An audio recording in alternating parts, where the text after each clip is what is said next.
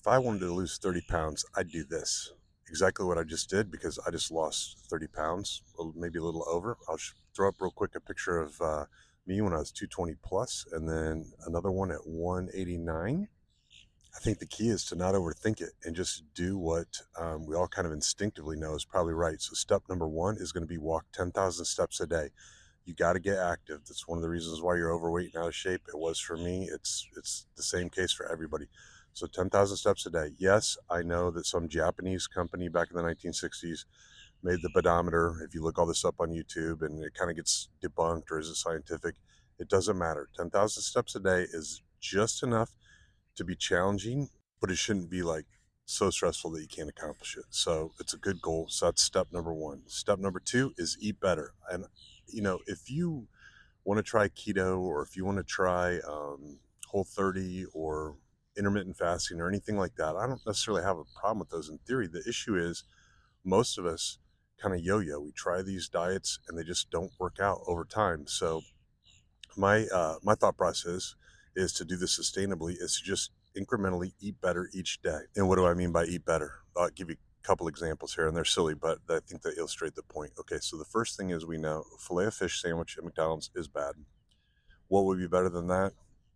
A can of tuna fish. What would be better than that?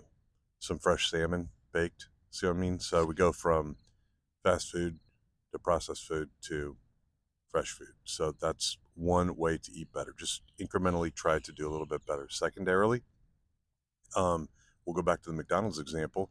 If you're in a drive-through and you would normally get a Big Mac with a large Coke and a large fry, just get something with less calories. Do the double cheeseburger, medium fry, and a Diet Coke, and you've literally cut your calories in half. Doing these two things, hyper focusing on moving more and eating better, will help the weight come off, and it's what helped me achieve the results that I've got.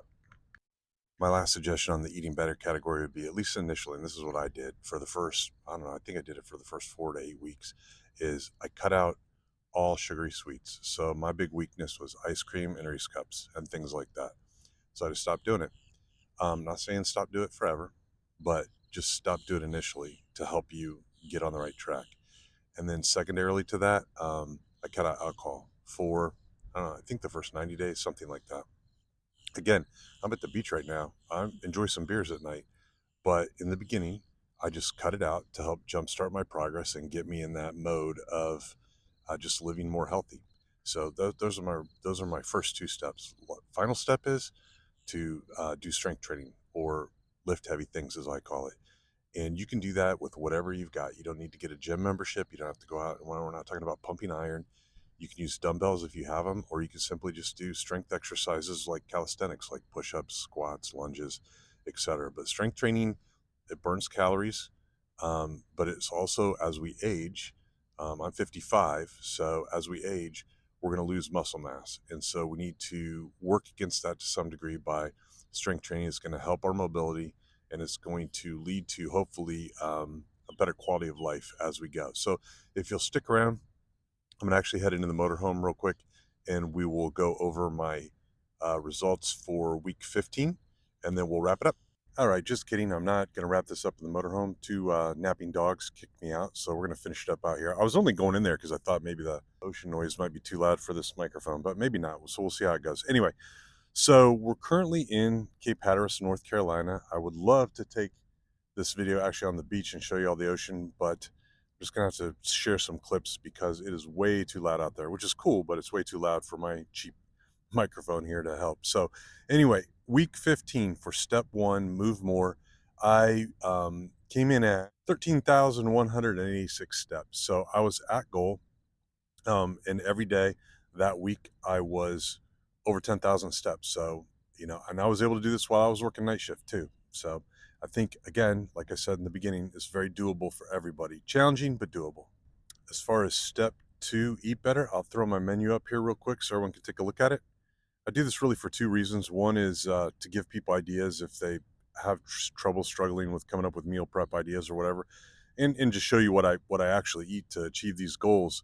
But then beyond that, I do it as a measure or as a means of accountability for myself, posting what I track it, I write it down, which I think is essential, and then I put it on the internet for all the world to see, or at least the 30 of you who are currently subscribers to see. So anyway, that's what I did this week. Again, working night shift. I did eat out a couple times, ordered food, etc., but overall satisfied with how I did, and it's certainly better than what I've done historically in the past. As for step 3, lift heavy things. Once again, a big fat L. Again, I'm going to blame this on night shift, but as I talked about in my last video, it's not night shift's fault. It's my fault. If I really was that serious about strength training at this time, I would make the effort, right? I mean, so it's an excuse, but it's my excuse, and I think it's also um, illustrative of the fact that to lose the weight, you don't have to necessarily do the strength training. I think the strength training is a must do for all of us as we age to help us with mobility and quality of life as we age. But you don't necessarily have to do it to lose weight. If you hyper focus on the moving more and the eating better, you'll get there. So, as far as my results at the end of week 15, I started this challenge at 210.4. Now, remember, I said in the beginning of this video, at my heaviest, I was 220 plus, and I made it down to 210.4 just by not being a knucklehead anymore, but that wasn't enough. So that's when I started this challenge, and I started this challenge at 210.4. I calculated 10% of my body weight, which puts me at a goal of 190 pounds. It was like 189 and change. I rounded up to 190. So I ended last week, or I started this week, ended last week, started this week, same thing, at 190.4, and I ended the week at 189.4. So that's 21 total pounds in 15 weeks, and that is me at goal finally. The question is, am I done? No. Um, if I were only going to stay on the weight loss regimen, I would probably lose a little bit more weight because I think at this point, the mirror becomes more important than the scale. Um, but I am going to shift my focus to strength training and cardio. So I'm not 100% sure how that's going to affect my weight. But the bottom line is, I understand that I might hover, you know, a couple pounds either way over my goal weight, and that's okay. I just don't want to be 220 plus again, like in that first picture. So if you're ready to lose 30 pounds and get serious about regaining control of your health and fitness, particularly as you age, then I would invite you to like and subscribe to the page and follow along. I'd be willing to help. I- I'm just a regular guy. And if I can do it, I know you can do it. So if you've got any struggles, drop them in the comments. I'll give you at least what my workarounds have been.